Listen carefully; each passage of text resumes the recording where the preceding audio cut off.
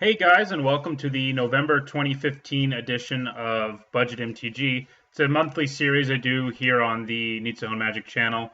In this series, I usually showcase a deck that I've made and that I've tested and so forth. And it's a deck that maybe isn't quite tier one, but is sort of tier one adjacent. It can compete with tier one, and it's on a budget. And in this series, I talk about the deck.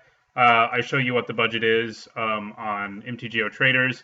And I also, after this video, there'll be 3 matches against opponents in the 2-man queues showing how this deck does. And this month, I have a Esper favorable wins deck. That is blue, black, and white favorable wins deck. If you follow this series regularly, you know that a couple months ago I did in Standard, right before Theros block rotated out, I did a video on blue-white flyers, blue-white skies, using a bunch of anthem effects and a bunch of flyers to outvalue our opponent in the air with creatures that were huge for cheap and kill them eventually in the air. And this deck is fairly similar to that, but it's also different because it's modern. In this case, we're looking at a modern deck, but it's the same sort of thing. It's a deck filled with anthems and filled with flyers, and a big part of the deck is trying to get a lot of value out of a single card. So we have things that generate tokens in here. We also have Squadron Hawk, which lets us search for things.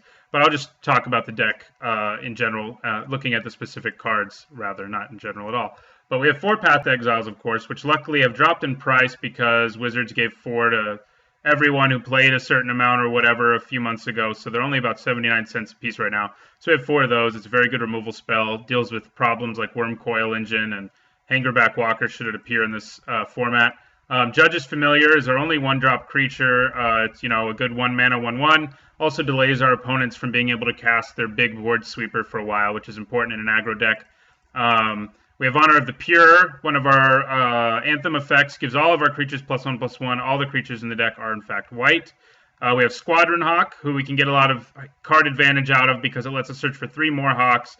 And if we just have 1 anthem effect in play, that's a big problem for our opponent, and often we'll have more than that. We also have Favorable Winds, which pumps my entire team as well. All of our creatures fly. So we have 2 2-mana anthem effects, 8 copies of them total. Then we have Lingering Souls, which is just huge. It gives us 2 1/1 white spirit tokens, and then we can flash it back. It's the only reason we have black in this deck is so we can flash it back. It's really great to play this against an opponent, even when I'm concerned that they have board sweepers. I can use Lingering Souls early, get in for some damage, and just keep the Lingering Souls in my graveyard unless I need to develop my board more. And they always know that there's a potential for more creatures coming out of my graveyard. I can also flash it back, say if I draw another token producer or whatever, and still sort of get around my opponent using mass removal. I have 2 Oblivion Rings to deal with non-creature permanents or creatures that Path to Exile can't.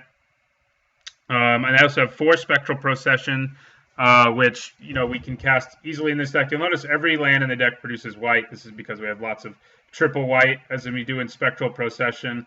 It gives us 3 1/1 white spirit creature tokens with flying. I don't have to tell you that if I go turn 2 Favorable Winds, turn 3 Spectral Procession, and my opponent doesn't have an answer, we're probably going to win that race, even in Modern, because that's 6 damage in the air, and that can happen pretty often. That's probably the ideal curve in this deck is to go Judge's Familiar, Honor of the Pure, Favorable Winds, into Spectral Procession, or Lingering Souls too. That's good as well, but the Procession immediately shows our opponent their clock.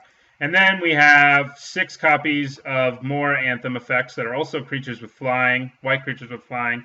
At the top of our curve, we have 2 Celestial Crusaders, gives other white creatures +1/+1.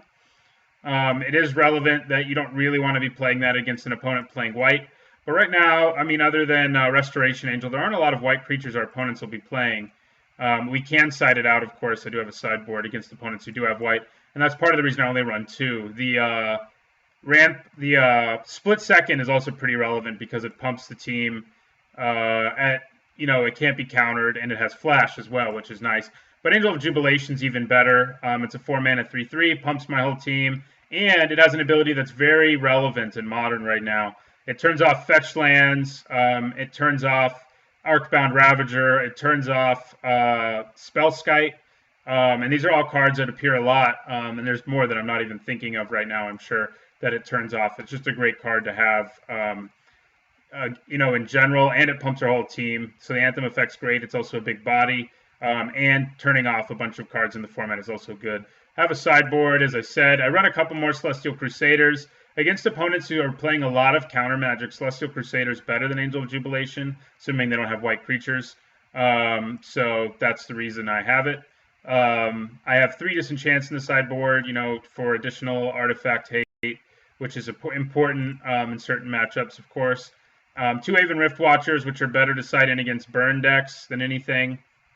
The life it gains is relevant, and the body is relevant as well. I have 3 Negates, which I like to side in against combo decks, as well as any deck that has a lot of board sweepers in it. It's good to side in. 2 Ghost Quarters. It helps deal with Tron. It helps deal with Amulet Bloom. It doesn't guarantee you a win against either of them, certainly, but it slows them down. And 2 Relics of Progenitus to deal with any graveyard strategies that are around, like a Goryo's Vengeance deck or whatever. And the mana base is definitely the most expensive part of the deck. I had to make sure every land we had could produce white so that we can consistently play Angel of Jubilation and Spectral Procession. So I have 4 Adarkar Wastes, which add blue or white, 4 Caves of Koilos, which add black or white, 4 Glacial Fortresses, which add blue or white, 4 Godless Shrines, which are again black and white, 4 Hallowed Fountains, which are blue and white, and 4 Plains. The mana base, the cost of the mana base is about 85% of the cost of the entire deck. I will show you what the whole deck costs. It costs about 45 tickets. And as I said, the mana base is a huge part of that. You can see that here. This stuff is all the mana base. And you can see 1140, 936. And then down here, other than Path to Exile, which is, still a little costly, but not especially, the rest of the deck's very cheap. But 50 tickets is pretty cheap. $50 is very cheap for a modern deck, as I'm sure you know.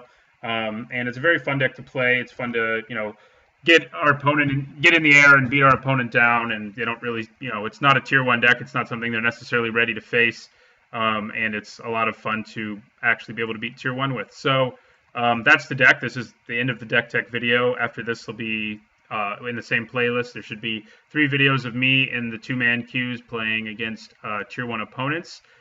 Thanks for watching, and don't forget to like, comment, and subscribe.